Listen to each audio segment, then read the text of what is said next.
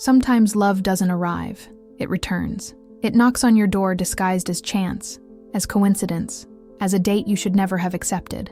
And when you open it, it's too late to close, because it's already in, already settled, already started messing up everything you thought you had under control. We spend our whole lives believing that being loved means being perfect, that we need to hide our flaws, polish our edges, wear a well-made mask so that someone will finally see us. But what if I told you that true love isn't born when you show your best version? What if it's born exactly when you stop pretending, when the mask falls, when there's nothing left to hide, and the other person looks at you, at the chaos, at the fear, at the lie, and chooses to stay? This is the story of a woman who lived two lives at the same time. By day, she was invisible, just another employee in a giant office, where her name was a number and her presence didn't matter. At night, she was someone else, mysterious, interesting, seen. And between these two identities, there was him, the boss who never knew she existed, the man who fell in love with a lie, or maybe not. Maybe he fell in love with the only truth she managed to show, the courage to be imperfect. Because in the end, love isn't about always getting it right. It's about having the courage to be wrong, and to show the scar. This is the story of how a lie became the most honest thing she ever lived, and how sometimes we need to get completely lost to finally find ourselves. If you've ever felt you needed to hide who you are to be accepted, if you've ever worn a mask just to fit somewhere, if you've ever been afraid that, if you showed who you really are, the world would turn its back, then this story is for you. Because maybe you need to hear that you're not alone, that there are other people carrying the same fear, the same doubt, the same feeling that they'll never be enough. But you are. You always were. And the love that's worth it? It won't ask you to be perfect. It will only ask you to be real. So take a deep breath and come with me, because this story starts with a lie, but it ends with the most beautiful truth you'll hear today. Sometimes love doesn't arrive, it returns. It knocks on your door disguised as chance, as coincidence, as a date you should never have accepted. And when you open it, it's too late to close, because it's already in, already settled, already started messing up everything you thought you had under control. We spend our whole lives believing that being loved means being perfect, that we need to hide our flaws, polish our edges, wear a well-made mask so that someone will finally see us. But what if I told you that true love isn't born when you show your best version? What if it's born exactly when you stop pretending, when the mask falls, when there's nothing left to hide, and the other person looks at you, at the chaos, at the fear, at the lie, and chooses to stay? This is the story of a woman who lived two lives at the same time. By day, she was invisible, just another employee in a giant office, where her name was a number and her presence didn't matter. At night, she was someone else, mysterious, interesting, seen. And between these two identities, there was him, the boss who never knew she existed, the man who fell in love with a lie, or maybe not. Maybe he fell in love with the only truth she managed to show, the courage to be imperfect. Because in the end, love isn't about always getting it right. It's about having the courage to be wrong, and to show the scar. This is the story of how a lie became the most honest thing she ever lived, and how sometimes we need to get completely lost to finally find ourselves. If you've ever felt you needed to hide who you are to be accepted, if you've ever worn a mask just to fit somewhere, if you've ever been afraid that, if you showed who you really are, the world would turn its back, then this story is for you. Because maybe you need to hear that you're not alone, that there are other people carrying the same fear, the same doubt, the same feeling that they'll never be enough. But you are. You always were. And the love that's worth it? It won't ask you to be perfect. It will only ask you to be real. So take a deep breath and come with me, because this story starts with a lie, but it ends with the most beautiful truth you'll hear today. Sometimes love doesn't arrive, it returns. It knocks on your door disguised as chance, as coincidence, as a date you should never have accepted. And when you open it, it's too late to close, because it's already in, already settled, already started messing up everything you thought you had under control. We spend our whole lives believing that being loved means being perfect, that we need to hide our flaws, polish our edges, wear a well-made mask so that someone will finally see us. But what if I told you that true love isn't born when you show your best version?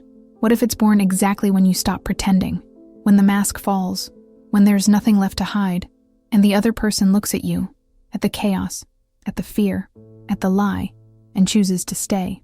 This is the story of a woman who lived two lives at the same time. By day, she was invisible, just another employee in a giant office, where her name was a number and her presence didn't matter. At night, she was someone else, mysterious, interesting, seen.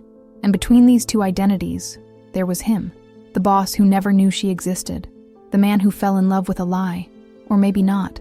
Maybe he fell in love with the only truth she managed to show, the courage to be imperfect. Because in the end, love isn't about always getting it right. It's about having the courage to be wrong and to show the scar. This is the story of how a lie became the most honest thing she ever lived, and how sometimes we need to get completely lost to finally find ourselves. If you've ever felt you needed to hide who you are to be accepted, if you've ever worn a mask just to fit somewhere, if you've ever been afraid that if you showed who you really are, the world would turn its back, then this story is for you. Because maybe you need to hear that you're not alone, that there are other people carrying the same fear, the same doubt, the same feeling that they'll never be enough. But you are. You always were. And the love that's worth it? It won't ask you to be perfect. It will only ask you to be real. So take a deep breath and come with me, because this story starts with a lie, but it ends with the most beautiful truth you'll hear today. He didn't recognize me. I also didn't want to remind him who he was. And maybe that was the first lie, pretending that meeting was just chance, that I didn't know who was sitting in front of me. But the truth is I knew. I knew exactly who he was. And that's precisely why I didn't say anything. Because in that moment, for the first time in a long time, I wasn't the faded employee from the 12th floor. I was just a woman in a restaurant, being seen by someone who had never looked at me before. And that feeling was so rare, so precious, that I didn't want to break it with reality. So I let the silence do the dirty work. I let him believe we were two strangers meeting for the first time. And when he smiled at me, a genuine smile, without the corporate mask, I felt something inside me surrender, not to love, but to the possibility of being someone else, even if just for one night. I invented a name, a profession, even a tragic story with an ex-boyfriend. Every word that came out of my mouth was a small betrayal of who I really was, but it was also a liberation. Because when you spend so much time hiding who you are, there comes a time when you don't even remember anymore. And that night, I allowed myself to be anything but myself. I said I worked in graphic design, that I lived alone in a small apartment full of plants, that I loved waking up early to watch the sunrise. None of it was true, but it also wasn't completely a lie. They were versions of who I'd like to be, pieces of an identity I never had the courage to build. And he believed it. Or maybe he wanted to believe it. Because sometimes we don't look for the truth. We look for a story beautiful enough to make us forget our own. It was supposed to be just one night, but then he wanted to see me again. And it was at that moment that the lie started to take on a life of its own. Because a small lie is easy to sustain. You tell it, swallow the discomfort, and move on. But a lie that repeats itself becomes a second skin, and mine was starting to grow. He called me the next day, sent messages, asked if I was free on the weekend, and every time I said yes, I knew I was digging deeper, but I couldn't stop. Because with him, I didn't have to carry the weight of being insignificant. I could be mysterious, I could be interesting, I could be seen. And the more he looked at me, the more I wanted to continue being that invented version of myself, even knowing that, sooner or later, the truth would catch up with me. And when that happened, I had no idea who I would be. Whether the woman he met, or the one I always was. Genuine feelings began to emerge, and that was the scariest part of all. Because a lie is one thing. You tell it, sustain it, and hope no one finds out. But true feelings in the middle of a farce? That's another story. I started noticing it in the small details. In the way he held my hand a second longer than necessary. In the way he laughed at my silly jokes, even when they weren't funny. In the way he looked at me when he thought I wasn't watching. As if he were trying to decipher something, as if there was a question on the tip of his tongue he didn't have the courage to ask. And me, I was falling too, falling in a slow, painful, inevitable way. Because he was no longer just the distant boss. He was the man who called late at night just to know if I'd gotten home, who remembered my favorite order at the restaurant, who, without realizing it, was showing me who he really was behind that corporate armor. And the more I knew him, the more I wanted to stay, but also the more I knew this wasn't real, or at least it shouldn't be. Small gestures of care began to multiply, and with them, the guilt. He brought coffee at the exact temperature I liked, saved the last piece of dessert for me, covered me with his jacket when the night got cold, even if it meant he'd be cold, and each gesture was a knife. Because I knew he was doing all of that for someone who didn't exist, for the edited version, for the flawless woman, for the story I had built brick by brick, and the worst part, the silences. Those moments when we were together without saying anything, and yet it seemed like an entire conversation was happening. I looked at him and thought, I need to tell him. I need to end this before it's too late. But then he'd smile, or touch my face, or say something so sincere that my heart would tighten, and I'd swallow the words back, because the truth hurts. And I was afraid that if I told him who I really was, all of that, the smiles, the silences, the gestures, would vanish like smoke. I tried to confess, but something always happened that delayed the truth. Once, I scheduled a dinner, took a deep breath, memorized the words, prepared myself to see the disappointment on his face. But before I could open my mouth, he told me about the difficult day he'd had, about the pressure at work, about how tired he was of pretending to be strong all the time. And he looked at me as if I were the only safe place he had. How could I destroy that? Another time, I almost let it slip in a careless moment. We were talking about the office. He mentioned a project, and I, without thinking, started to comment. But I stopped mid-sentence, pretended I had confused it with something else, and changed the subject. And every time I delayed, the lie grew, got heavier, more real, until I started wondering, did he like me, or the character I created? And if I told the truth, what would be left? Would he forgive me? Would he understand? Or would he realize that all of it had been an illusion from the beginning, and that maybe, deep down, I had never been worthy of being truly loved? He found out I worked for him, and it wasn't dramatic. It wasn't with a scream or a cinematic accident. It was in a small detail, almost insignificant. We were at the office, me, the invisible employee, him, the inaccessible boss, and I was carrying a pile of documents down the hallway. I tripped.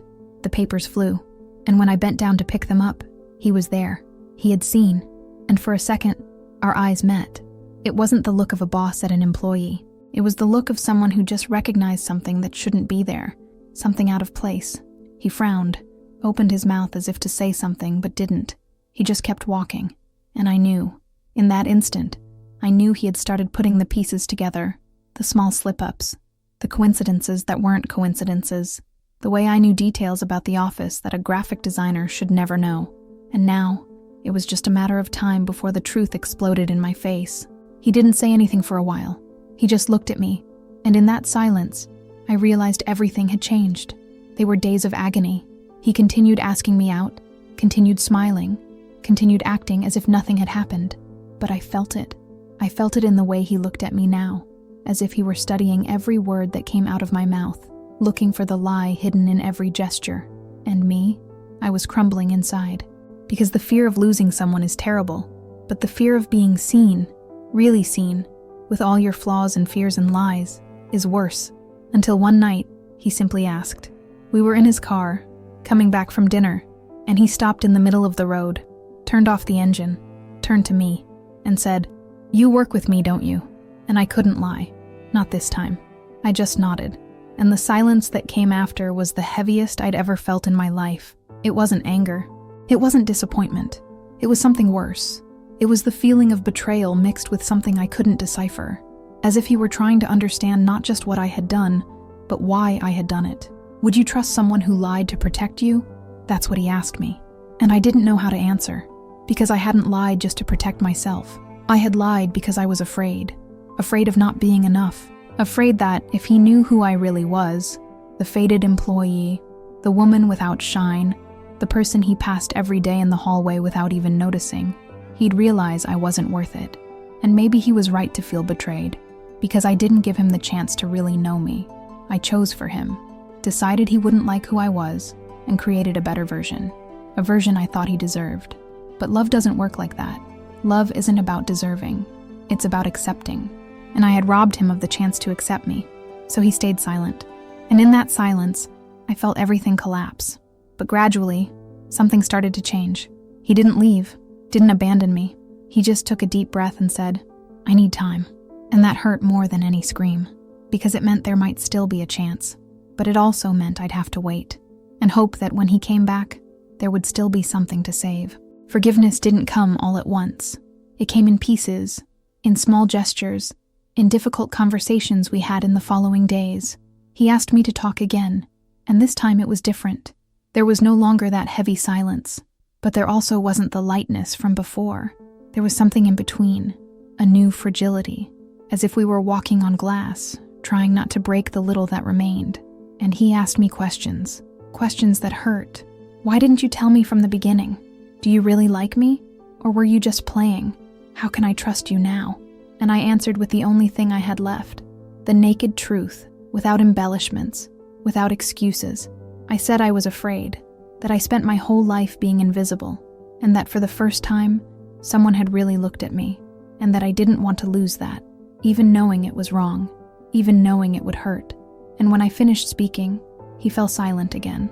But this time, it was a different silence. It was the silence of someone trying to understand, trying to forgive. He didn't fall in love with the lie.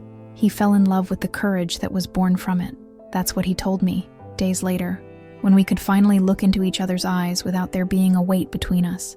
He said that, at first, he'd been angry, that he felt deceived, used, as if everything we had lived was false. But then he thought about all the times I tried to tell him and couldn't. He thought about the moments when I was clearly fighting against something, carrying a weight he didn't understand. And he realized, I didn't lie out of malice. I lied because I was afraid of not being enough. And somehow, in a twisted way, that made him see me in a new light, because he was also afraid of being loved only for what he represented, the position, the money, the status. And maybe, deep down, we were more alike than we imagined. Two strangers wearing masks, trying to be accepted, trying not to get lost along the way. We think love is about being perfect, but sometimes it's just about being honest, even if it hurts. And that's what I learned, that true love isn't born when you show your best version. It's born when you show your worst, when you take off the mask and say, this is me, with all the flaws, with all the fears, with all the mess. And the other person looks at you and chooses to stay, not because you're perfect, but because you're real. And that's what he did. He chose to stay, chose to forgive me, chose to believe that despite everything, there was something true between us. And maybe that was the bravest thing anyone has ever done for me, because forgiving isn't forgetting. It's deciding that love is worth more than the hurt. It's looking at the scar and saying, this won't define us. And when he hugged me, truly without reservations, without fear, I realized I had come home, not to a place, but to myself. And this time, I was no longer hiding. In the end, he didn't fall in love with the lie. He fell in love with the courage that was born from it, with the woman who was afraid, who stumbled, who made mistakes, but who in the end had the courage to take off the mask.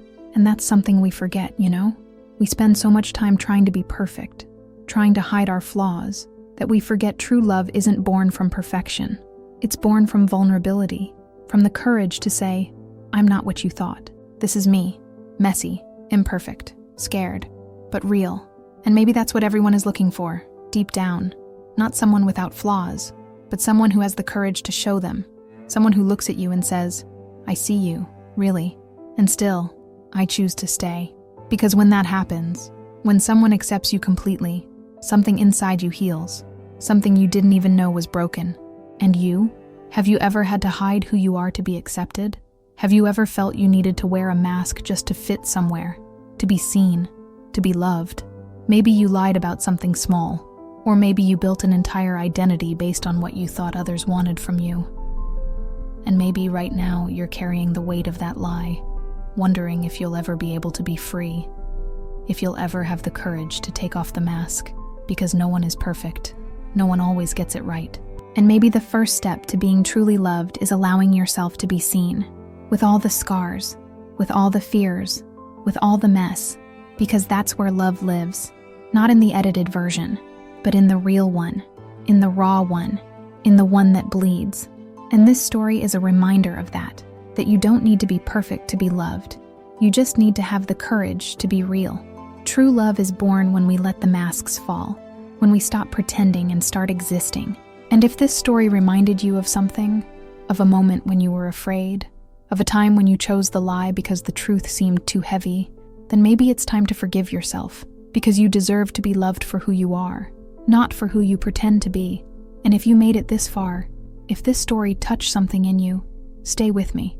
Subscribe to the channel and turn on notifications, because here, every story is a way to remember that love still lives, somewhere, and that you, exactly as you are, deserve to find it.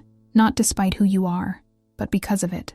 Because in the end, the greatest love story you can live is the one that begins when you finally allow yourself to be seen.